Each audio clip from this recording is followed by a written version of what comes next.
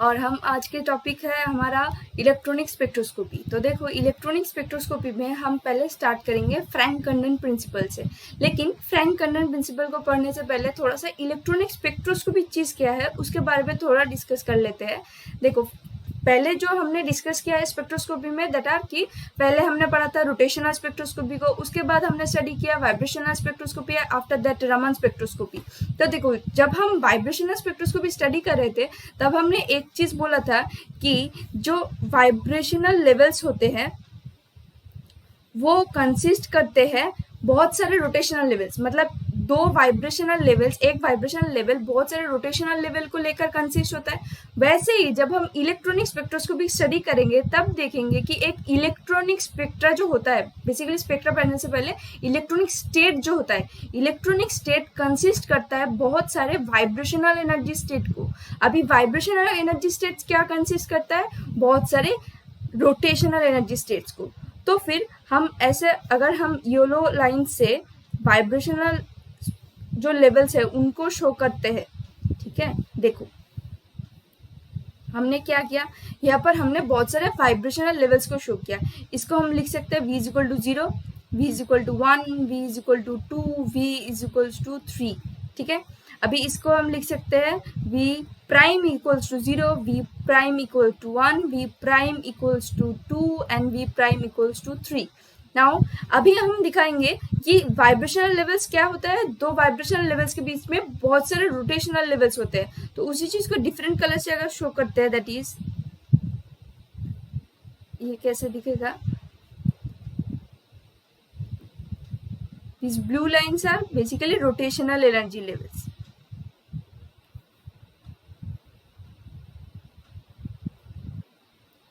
ठीक है, तो नंबरिंग अगर करते हैं तो नंबरिंग से हमको क्या होगा, देखो यहाँ पर हमने j is equals to 0, 1, 2, j is equal to फिर से 0, 1, मतलब ये क्या है, तो एक j, ये j प्राइम आ जाएगा। j प्राइम क्यों, अगर रोटेशनली देखते हैं तो जब भी b इज इक्वल्स टू 0 और 1 के बीच में जो होगा वो j से डिनोट करेंगे, और जो j के वैल्यू से डिनोट करेंगे, और जो 1 to 2 के बीच में होगा उसको हम j प्राइम बोलेंगे, 2 से 3 के बीच में जो होगा उसको j डबल प्राइम बोलेंगे। सिमिलरली जब हम यहाँ पे देखेंगे, यहाँ पर भी बहुत सारे रोटेशनल लेवल्स होंगे। देखो, जितना पॉसिबल होता है मैं उतने सारे ड्रॉ कर रही हूँ। इसका मतलब सिर्फ हमको क्या करना है, हमको सिर्फ समझना है कि दोनों वाइब्रेशनल लेवल्स के बीच में बहुत सारे रोटेशनल लेवल्स होते हैं, ठीक है। अभी सिमिलरली हम और एक चीज बोलेंगे, दैट इज, देखो ये तो हमको पहले से पता था जब हमने वाइब्रेशनल स्पेक्ट्रोस्कोपी को स्टडी किया था। अभी हम क्या बोलेंगे, अभी हम इलेक्ट्रॉनिक स्टेट के बारे में बोलेंगे। मतलब ये टोटल, ये जो हमने व्हाइट लाइन से लिखा है ये टोटल हो गया हमारा इलेक्ट्रॉनिक एनर्जी स्टेट, जिसको हम E0 से लिख सकते हैं, ठीक है। और इसको हम बोल सकते हैं E1।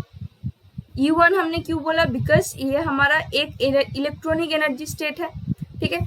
ये टोटली मतलब बहुत सारे वाइब्रेशनल लेवल्स को लेकर एक इलेक्ट्रॉनिक स्टेट होता है। ये ग्राउंड लेवल का इलेक्ट्रॉनिक स्टेट है, और इसको हम ग्राउंड स्टेट बोल सकते हैं, और इसको हम एक्साइटेड स्टेट भी बोल सकते हैं। और ये क्या हो गया, हमारा एनर्जी एक्सिस।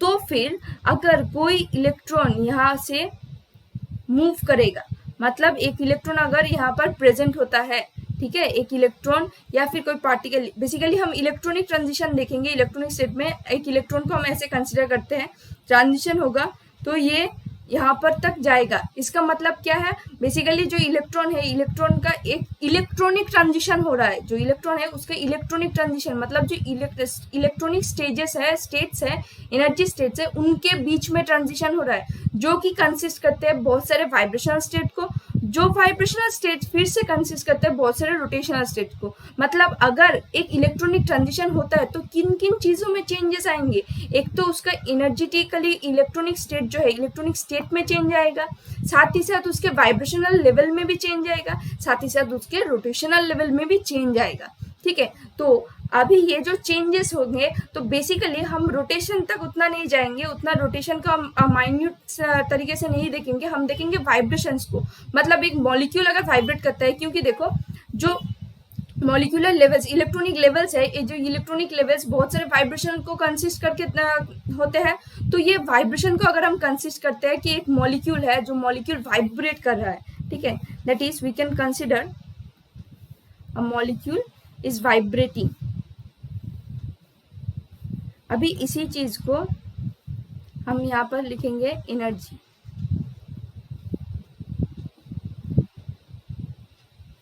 और यहाँ पर होगा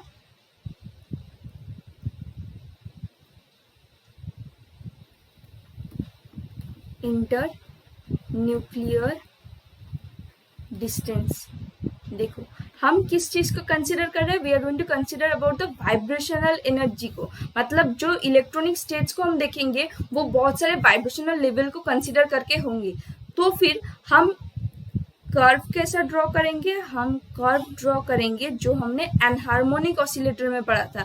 क्योंकि देखो हार्मोनिक ऑसिलेटर हम क्यों कंसिडर नहीं कर रहे हैं, यहाँ पर मॉलिक्यूल का वाइब्रेशन हो रहा है, तो वाइब्रेशन स्पेक्ट्रोस्कोपी में हमने दोनों चीज पढ़े थे, एक था हार्मोनिक ऑसिलेटर जो कि एक आइडियल केस होता है, और एक था अनहार्मोनिक ऑसिलेटर जो कि एक्चुअल केस होता है। जब इलेक्ट्रॉनिक ट्रांजिशन होगा तब तो हमको एक्चुअल केस कंसिडर करके ही चलना पड़ेगा। तो दैट इज वाई हमने यहाँ पर जो ग्राफ को ड्रॉ किया है वो हमारा एनहार्मोनिक ऑसिलेटर का कर्व है।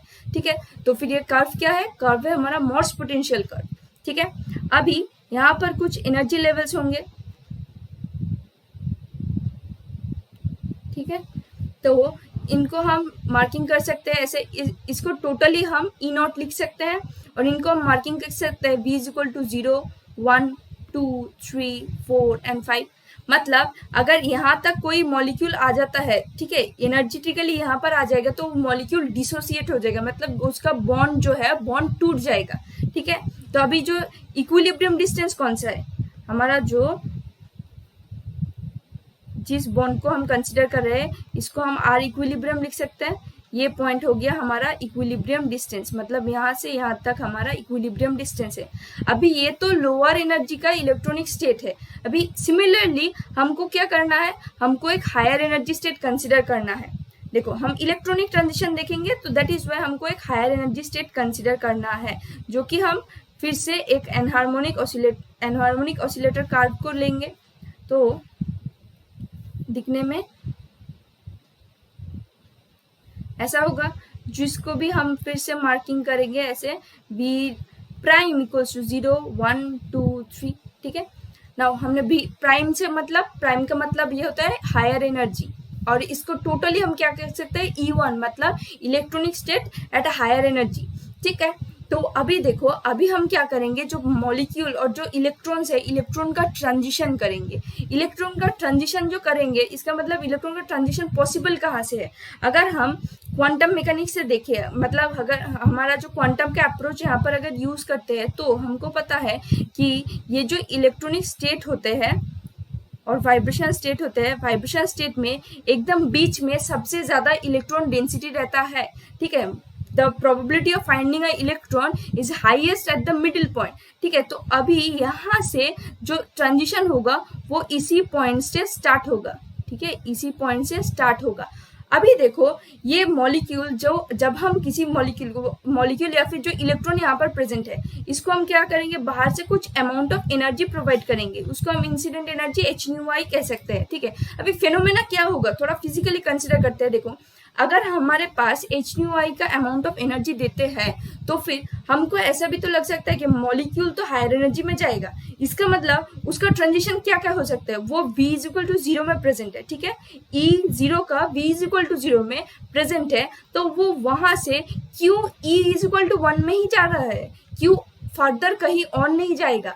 तो देखो चांसेस है देयर, बहुत सारे चांसेस हो सकते हैं, मतलब ये मॉलिक्यूल हायर एनर्जेटिकली मैंने ई नॉट में ही रहेगा, लेकिन v इक्वल टू 0 में ना रह के हायर वाइब्रेशनल लेवल में भी जा सकता है, that is v equal to 1 में जाएगा, v इक्वल टू 2, 3, 4 में जा सकता है। और एक तरफ से हम बोल सकते हैं कि v इक्वल टू, अगर हम एनर्जी भेजते हैं तो क्या होगा, मॉलिक्यूल ज्यादा वाइब्रेट करना स्टार्ट करेगा।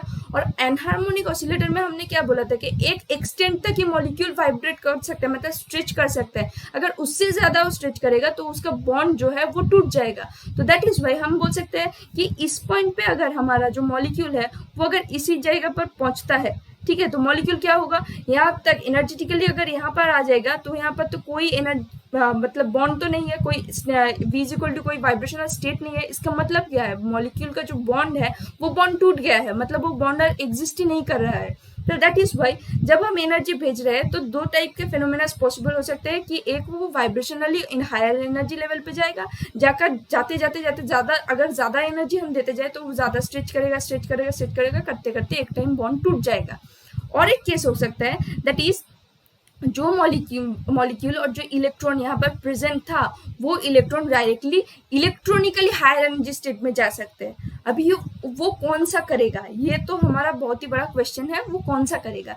तो ऐसा हम सोच सकते हैं, देखो क्वांटम मैकेनिक्स हमको क्या बोलते हैं कि जो एनर्जी है, एनर्जी एक पैकेट की तरह होता है, मतलब जो ट्रांजिशंस पॉसिबल है अगर हमको या इसको हम कंसिडर करते हैं v equal to 1, v equal to 2, v equal to 3, ठीक है। तो यहाँ पर एक एनर्जी गैप ऐसा होगा जिसको हम लिख सकते हैं डेल्टा E1 और इसको हम लिख सकते हैं डेल्टा E2, ठीक है। और इस टोटल को हम लिख सकते हैं डेल्टा E प्राइम लिख सकते हैं, ठीक है। तो देखो अभी बेसिकली थोड़ा कंसेप्चुअली सोचते हैं, दैट इज अगर हमको कोई particle v is equals to 1 में प्रेजेंट है, एक पार्टिकल है, पार्टिकल इलेक्ट्रॉन एनीथिंग कुछ भी अगर हमारा v इक्वल टू 1 में प्रेजेंट होगा तो उसको अगर हमको v इक्वल टू 2 में ले जाना होगा तो फिर हमको कितना एनर्जी देना होगा, जितना हमारा उन दोनों लेवल्स के बीच का गैप होगा अगर उतना ही अमाउंट ऑफ एनर्जी उस इलेक्ट्रॉन और दैट पार्टिकल को हम प्रोवाइड करते हैं तभी वो ट्रांजिशन पॉसिबल होगा। उससे अगर कम करेंगे तब भी नहीं जाएगा, उससे अगर ज्यादा करेंगे तब भी नहीं जाएगा। मतलब ये क्वांटम मैकेनिक्स ने ये हमको बोल दिया है, मतलब ज्यादा करेंगे इसका मतलब ये मत सोच लेना कि v इक्वल टू 2 से इतना डेल्टा E1 का जितना रिक्वायरमेंट है उतने उससे ज्यादा हमने भेजा है, तो इसका मतलब क्या होगा, यहाँ पर जाएगा जाके कहीं बीच में रह जाएगा, वो तो बीच में कहीं रह नहीं सकता है, आइदर वो v इक्वल टू 2 में रहेगा या फिर v इक्वल टू 3 में जाएगा, उसके बीच में कहीं वो नहीं रह सकते, ये हमको क्वांटम मैकेनिक्स ने बोल दिया था। तो देयरफॉर v इक्वल्स टू 1 में अगर कोई पार्टिकल प्रेजेंट होता है और उसको अगर हमको v इक्वल टू 2 में भेजना है तो फिर एग्जैक्ट जो डेल्टा E1 अमाउंट है वही हमको प्रोवाइड करना पड़ेगा, ना कि थोड़ा कम ना कि थोड़ा ज्यादा। अगर थोड़ा कम ज्यादा करते हैं तो वो ट्रांजिशन होगा ही नहीं। सिमिलरली अगर 1 से 3 तक हमको भेजना पड़ेगा, तो अगर 1 से 3 तक भेजना होगा तो इसका मतलब क्या है, हमको जो डेल्टा E प्राइम है मतलब ये जो वैल्यू है उतना ही एनर्जी प्रोवाइड करना पड़ेगा, उससे थोड़ा कम करेंगे तो भी नहीं जाएगा, उससे थोड़ा ज्यादा करेंगे तो भी नहीं जाएगा। मतलब एग्जैक्ट अमाउंट अगर हम प्रोवाइड करते हैं तभी वो ट्रांजिशन होगा। देयरफॉर देखो जब ये इलेक्ट्रॉनिक ट्रांजिशन हो रहा है, हमने क्या बोला, लोअर एनर्जी में लोअर इलेक्ट्रॉनिक स्टेट में प्रेजेंट था, हायर इलेक्ट्रॉनिक स्टेट में जा रहा है, इसका मतलब लोअर से उसको हायर तक जाने का जितना अमाउंट है वही हमने प्रोवाइड किया है। उसके अंदर अगर देखो एनर्जेटिकली हम देखें तो ये वैल्यू तो उसके बीच में ही आ जाएगा। मतलब जो हमारा जो पार्टिकल या फिर जो इलेक्ट्रॉन v इक्वल टू 0 में प्रेजेंट है, ठीक है, वहां से अगर v प्राइम इक्वल्स टू 0 या फिर v prime is equal to 1 में उसको जाना होगा तो जितना एनर्जी कंटेंट लगेगा अगर उतना ही हम प्रोवाइड करते हैं बाहर से तो फिर वहां से ट्रांजिशन होगा। वो इलेक्ट्रॉन कभी भी बीच में कहीं रुक नहीं सकता है, वो कभी वो जो बॉन्ड है उसको ब्रेक भी नहीं करेगा, वो जितना अमाउंट ऑफ एनर्जी उसको दिया है वो हायर एक्साइटेड स्टेट में चला जाएगा। अगर हम ऐसा कोई एनर्जी प्रोवाइड करते जहां पर ये बॉन्ड ब्रेक हो सकता है, ठीक है, उतना ही अगर बॉन्ड ब्रेकिंग का अमाउंट का एनर्जी हम प्रोवाइड करेंगे तभी बॉन्ड ब्रेक करेगा। अगर हम एक्साइटेशन की एनर्जी प्रोवाइड करेंगे that means the difference between these two lines, ठीक है। मतलब देखो हमारा अगर इतना एनर्जी हम प्रोवाइड करते हैं तो वो बॉन्ड ब्रेक करेगा, लेकिन अगर हम प्रोवाइड ही इससे ज्यादा कर रहे हैं तो क्या होगा, मतलब हम एक्साइटेशन एनर्जी तो प्रोवाइड कर रहे हैं, तो अगर एक्साइटेशन प्रोवाइड करेंगे तो एक्साइटेशन होगा, बॉन्ड ब्रेकिंग का एनर्जी प्रोवाइड करेंगे तो बॉन्ड ब्रेक होगा। मतलब ये हमारा क्वांटाइजेशन का रूल है, ठीक है। उसके बीच में वो कहीं नहीं रह सकता, वो बीच का कोई फिनोमेना शो भी नहीं करेगा। जितना एनर्जी देगा अगर वो वहां से उतना में वो कहीं दूर तक जा पाएगा तो उतना ही जाएगा, उसके बीच में कहीं नहीं रह सकता है, ठीक है। अभी देखते हैं, ये तो हमने देख लिया कि क्यों एक्साइटेशन हो रहा है, बॉन्ड ब्रेक क्यों नहीं कर रहा है, क्योंकि जितना अमाउंट उसके ब्रेकिंग में लगेगा उससे ज्यादा अमाउंट उसके एक्साइटेशन में लगेगा। तो हमारे ऐसे हमको लग सकता है कि वो तो बीच में ब्रेक भी कर सकता है, लेकिन देखो वो ब्रेक नहीं करेगा बिकॉज उसको हमने दिया ही है एक्साइटेशन एनर्जी, तो वो एक्साइट ही करेगा, वो बीच का कोई भी फेनोमेना शो नहीं करेगा, ठीक है। अभी हम वापस जाते हैं, दैट इज जो ट्रांजिशन हुआ है, अभी ट्रांजिशन होने का मतलब क्या है, वो हायर एनर्जी लेवल में गया है। तो हायर एनर्जी लेवल में जाने का मतलब क्या होता है, वो मॉलिक्यूल या फिर जो इलेक्ट्रॉन है, देखो इलेक्ट्रॉनिक ट्रांजिशन पढ़ा है तो हम इलेक्ट्रॉन को ही कंसिडर करेंगे, दैट इज वो इलेक्ट्रॉन बहुत ही ज्यादा एक्साइट हो गया। अभी वो इलेक्ट्रॉन प्रेजेंट कहाँ पर है, दोनों बॉन्ड्स के बीच में प्रेजेंट है, दैट मीन्स वो बॉन्ड ज्यादा वाइब्रेट करने लग गया। इलेक्ट्रॉन का एक्साइटेशन का मतलब बॉन्ड ज्यादा वाइब्रेट कर रहा है। पहले जब वो इज इक्वल टू 0 लेवल पर था तब वो कम वाइब्रेट कर रहा था, अभी वो हायर एनर्जी लेवल पे गया है तो वो ज्यादा वाइब्रेट करेगा। अभी ज्यादा वाइब्रेट करेगा तो दोनों केसेस हमारे पास आ सकते हैं, दैट इज जो ट्रांजिशन हो रहा है वो दिखने में कैसा लगेगा। ठीक है, हम दोनों केसेस यहाँ पर ड्रॉ करेंगे। एक हम देखेंगे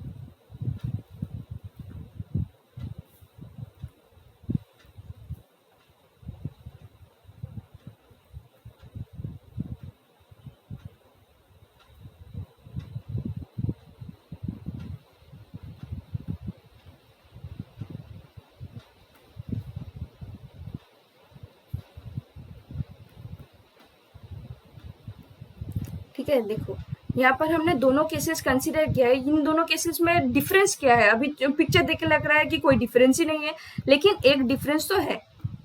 वो डिफरेंस क्या है, वो डिफरेंस है इंटर न्यूक्लियर डिस्टेंस का।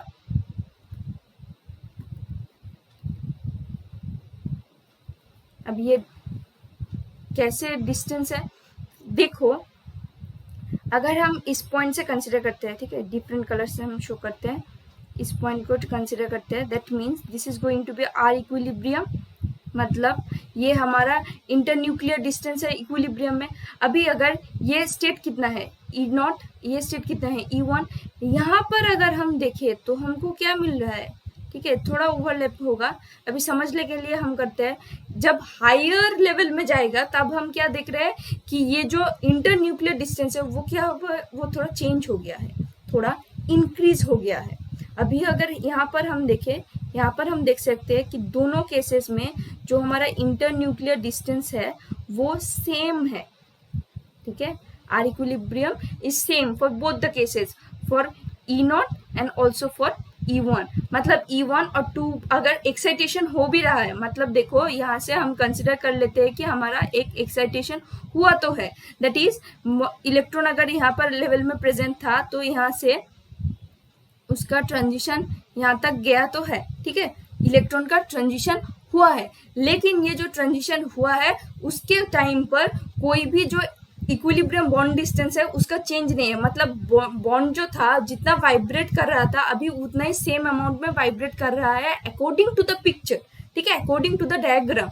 लेकिन हमने फिजिकल फिनोमेना में क्या देखा है, फिजिकल फिनोमेना में हमने यही बोला है कि जब मॉलिक्यूल लोअर एनर्जी लेवल में होता है वो जितना वाइब्रेट करेगा, जब वो एक्साइटेड स्टेट में जाएगा मतलब उसका एक्साइटेशन हमने ज्यादा कर दिया, अभी वो ज्यादा एक्साइटेड होगा तो वो ज्यादा स्ट्रेच करेगा। इसका मतलब उसका स्ट्रेच अगर ज्यादा होता है तो फिर उसका बॉन्ड लेंथ भी ज्यादा होगा। तो दैट इज वाई ये जो आर इक्विलिब्रियम डैश हमने लिखा है, इसका मतलब एक्चुअल फिनोमेना में हमको क्या मिलेगा कि थोड़ा सा बॉन्ड लेंथ तो इंक्रीज होना पड़ेगा। ठीक है, तो अभी हम जब ट्रांजिशन करेंगे तो ट्रांजिशन यहां से स्टार्ट होगा, ट्रांजिशन स्टार्ट होगा इस पॉइंट से। अभी ट्रांजिशन होगा कितने दूर तक, ट्रांजिशन होगा यहाँ तक ट्रांजिशन होगा, मतलब वो v=1 या फिर v=2 तक ट्रांजिशन करेगा। यहाँ पर भी कर रहा है लेकिन ये बीच में पहुंच रहा है, यहाँ पर हम क्या देख रहे हैं थोड़ा साइड में पहुंच रहा है, मतलब पहुंच तो रहा है लेकिन एक जगह पर हमने जो ट्रांजिशन दिखाया हुआ है वो ट्रांजिशन का इलेक्ट्रॉनिक ट्रांजिशन का लाइन जो है वो वर्टिकल ट्रांजिशन है।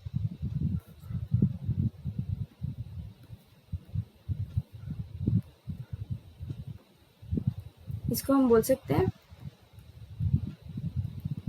Vertical transition. और नो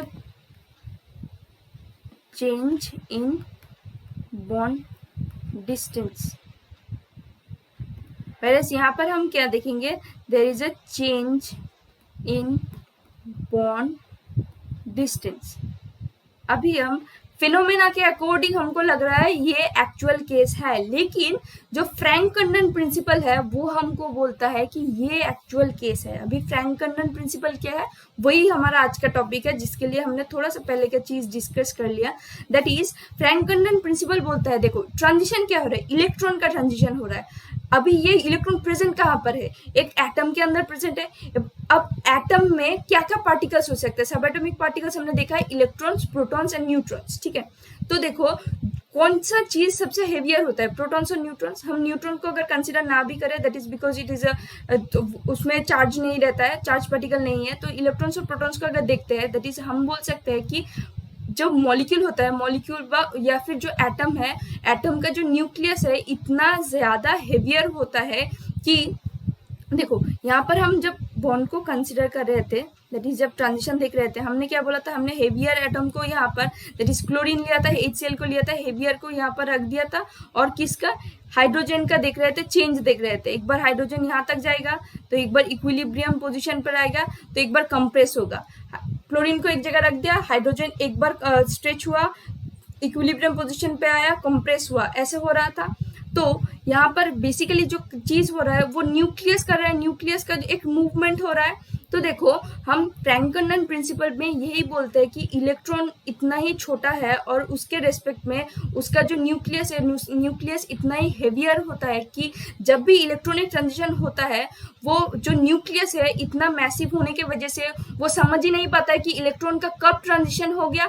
और जब ट्रांजिशन होता है, ट्रांजिशन होने के बाद उसके बहुत देर बाद उसको रियलाइजेशन होता है, अच्छा इलेक्ट्रॉन तो ट्रांजिशन हो गया, अब हमको वाइब्रेट करना है। लेकिन वो जब तक वाइब्रेट करना स्टार्ट करता है, इलेक्ट्रॉन फिर से अपने प्रीवियस पोजीशन पे आ जाता है। तो दैट इज वाई जो ट्रांजिशन होता है उसको हम वर्टिकल लाइन से रिप्रेजेंट करते हैं, ठीक है। यही है हमारा फ्रैंक कंडन प्रिंसिपल। तो हम इसको लिख सकते हैं, that is because the nuclei are so much more heavier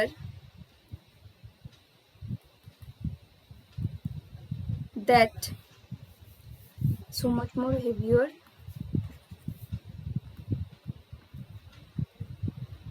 than the electrons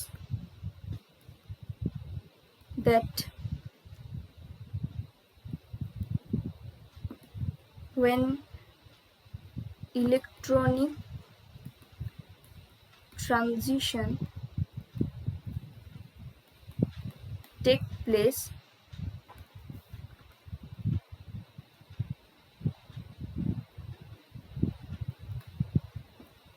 it occurs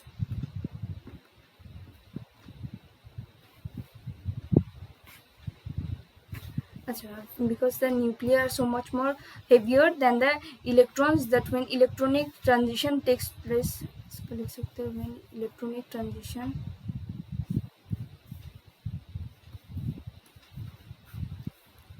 इसको हम ऐसे लिख सकते हैं, because the nuclei are so much more heavier than the electrons that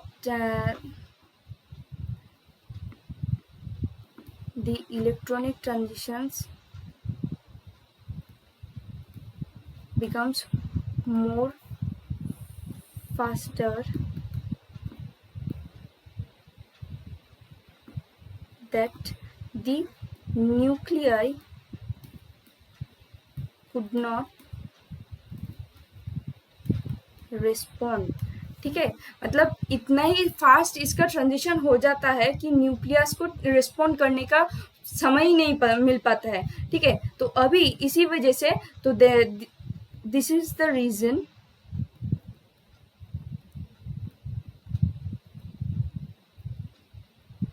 electronic transition are shown by vertical lines, okay. तो इसी वजह से मतलब जो इलेक्ट्रॉन है, इलेक्ट्रॉन के ट्रांजिशन के टाइम पर हमारा न्यूक्लियस जो है वो रिस्पॉन्ड नहीं कर पाता, तो दैट इज वाई उसका वाइब्रेशन भी नहीं होता। तो वाइब्रेशन नहीं होगा तो फिर वो क्या करेगा, उसका इंटरन्यूक्लियर डिस्टेंस भी सेम रहेगा। तो इंटरन्यूक्लियर डिस्टेंस अगर सेम रहता है तो दैट इज वाई हम इसको समझ ही नहीं पाते कि इलेक्ट्रॉन कब ट्रांजिशन हो गया। जब तक वो समझ पाएगा, वाइब्रेट करना स्टार्ट करेगा, तो इलेक्ट्रॉन फिर से अपने लोअर स्टेट पर आ जाएगा। कोई भी चीज हायर एक्साइटेड स्टेट पर तक ज्यादा देर तक नहीं रह सकता है, वो एनर्जी को एमिट करेगा, फिर से लो स्टेट में आएगा। बट जब लो स्टेट में आएगा तब वो मॉलिक्यूल, उसका जो इक्विलिब्रियम बॉन्ड डिस्टेंस है वो तो सेम ही रह जाएगा। ठीक है, तो आज की क्लास में हमने देख लिया फ्रैंक-कर्नून प्रिंसिपल को। नेक्स्ट हम फर्दर जाएंगे, जैबलोंस्की डायग्राम और फ्लोरेसेंस, फास्फोरेसेंस, इन सब चीज़ों के बारे में डिस्कस करेंगे। Okay, thank you for today's class.